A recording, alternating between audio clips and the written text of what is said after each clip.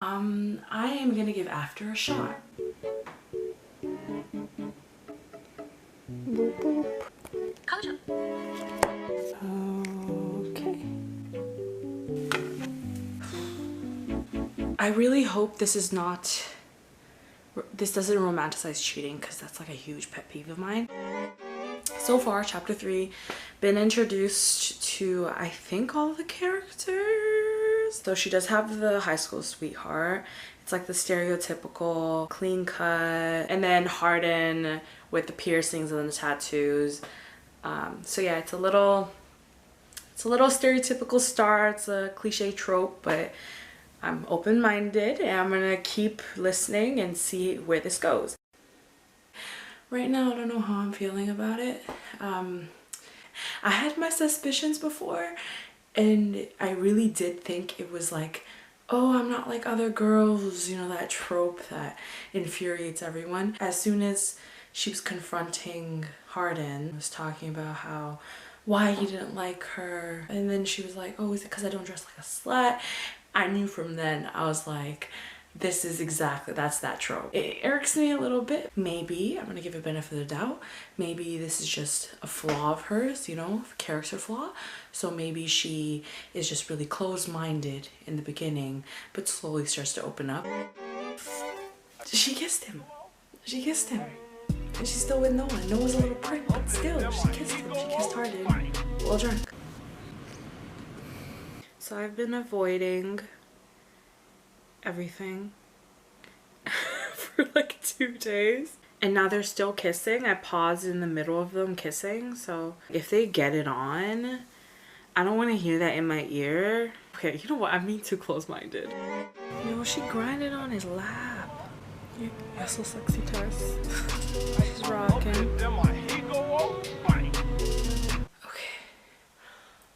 Okay, so I've read a lot while getting ready. A lot happened. It's weird to hear people having oral sex in your ear.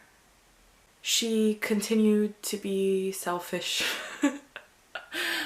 She continued to cheat. She continued to be selfish.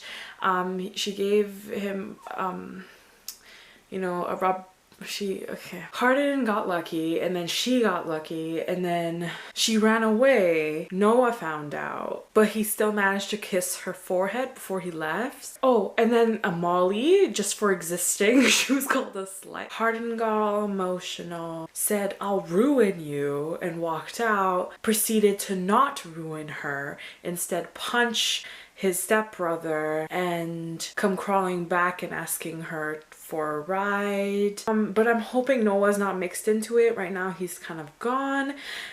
That's what I thought anyway, but then she called him again asking for another chance, and he's like, okay, as long as he don't see Harden again.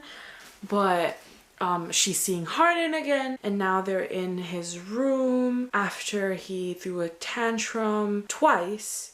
Harden is toxic. His anger is romanticized. He should be going to get help for it.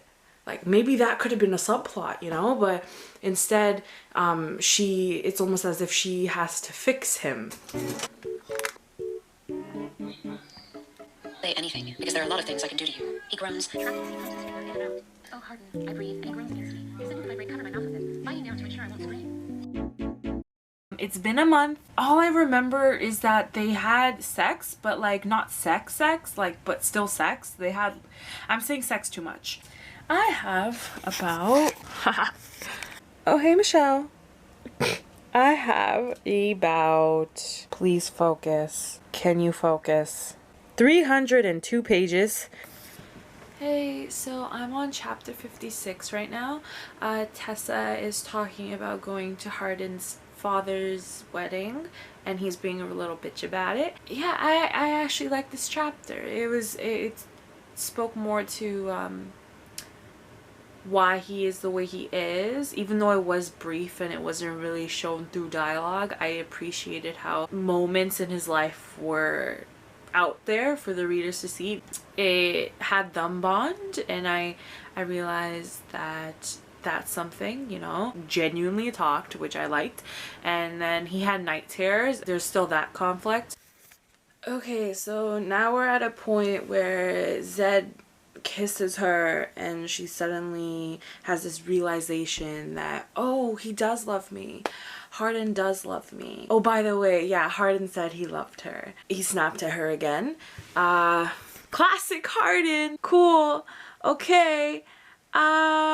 So now she said, I love you. And he goes, I don't deserve you. And I'm like, both of you don't deserve no one else, so just stick together. So he got into a fight again. Classic Harden. I'm on chapter 68. And they had sex. And now I'm just waiting for him to snap. So yeah, he made a fit. He broke a keyboard. And she helps him destroy more? I'm sorry, what? Move in together? So Harden comes back drunk. So this dude named Trevor at her workplace, he's just like, you know, being Trevor. He was breathing, he was just being Trevor. And Harden had a problem with him just being Trevor. Okay, so he introduced her as a friend and then they fought for no reason again. Well, I guess there is a reason, but like it's like the same reason. And I'm actually getting really tired. Like, I can't do this anymore. But why would anyone agree to play something called Cringe and Blow? Like, voluntarily. Like, she pulling that Hunger Game girl shit. I've never read that book. I should probably read that book instead of this book right now. First of all, no, Rant. First of all, Tessa and her approach to women in general, like she hated on Molly until Molly gave her a reason to hate on her. Molly's not the greatest person. She's kind of just one-dimensional. I don't really know anything about her, but before I could even get to know anything about her, Tessa was already calling her a slut. So I just don't know where this goes. They just both deserve each other. I don't know, my thoughts are all over the place. Ugh. Okay. So my boy Noah called for some odd fucking reason, and like Harden found out and was a little bitch about it. So like I'm just gonna skip through that. She's an intern and she has her own office. She has her own secretary and she gets paid $200 a week while being able to fuck Harden on her office desk. Where is this place and where can I apply? Minus the fucking Harden bit, because I don't want anything to do with him.